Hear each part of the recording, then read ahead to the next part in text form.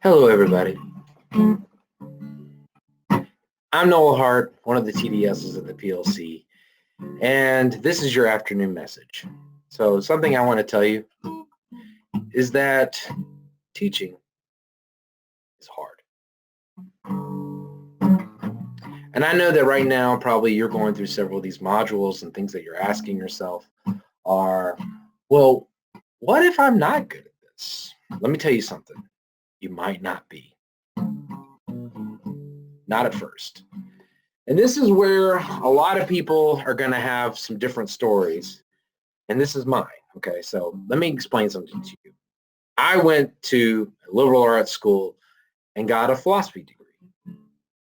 And turns out can't do much with a philosophy degree. And so because my dad was a teacher and my mother was a teacher, I said to myself, what if I became a teacher? That'd be cool. And so I went back to the system that I graduated from, Clayton County, and I got a job as a fourth grade teacher at Harper Elementary. And I did not go through the TAP program. No. I went through the University of Phoenix. And to be fair, even though I got a master's, it was not very helpful at all. And I struggled that first year. I struggled big time. I hate to say this, but I was not the most culturally responsive teacher out there. I did not transform hearts and minds, probably just my own. And honestly, kids didn't like me. And I don't know if I actually really loved it then. There was a lot of things that I did not really think about, like the organizational thing or paperwork or essentially how do you get somebody motivated to learn.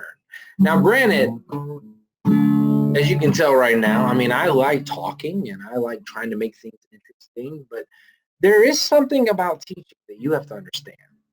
You're not teaching the kids something to learn. You're teaching the kids something to do because learning is kind of a passive verb. In fact, it's kind of a noun, What did you learn, But doing something is a verb. And so as I moved on in my teaching career, I learned that first year when they told me I was going to come back, and I actually cried because I thought there's no way they'd bring me back. I'm just not that great. And at that time, we had something called, it wasn't the CRCT, but it was like an end of the year test. I even forgot the name of it. But, all my kids failed. I had gifted kids fail. I really did not prepare them for the year. And I did them an injustice that honestly still hurts me today. And that's the truth. And that's what teaching will do. It kind of will scar you. It'll make things traumatic. You realize you've got kids' lives in your hand. So what did I do? That second year came around. I said, I am not going to be a bad teacher. I'm not going to do it again. I figured it out. I'm going to learn. I'm going to take from my mistakes. And you know what? Actually, I had a great second year. All my kids passed that second year. But I made a lot of changes. That summer, I worked that whole summer to try to get myself ready for that second year.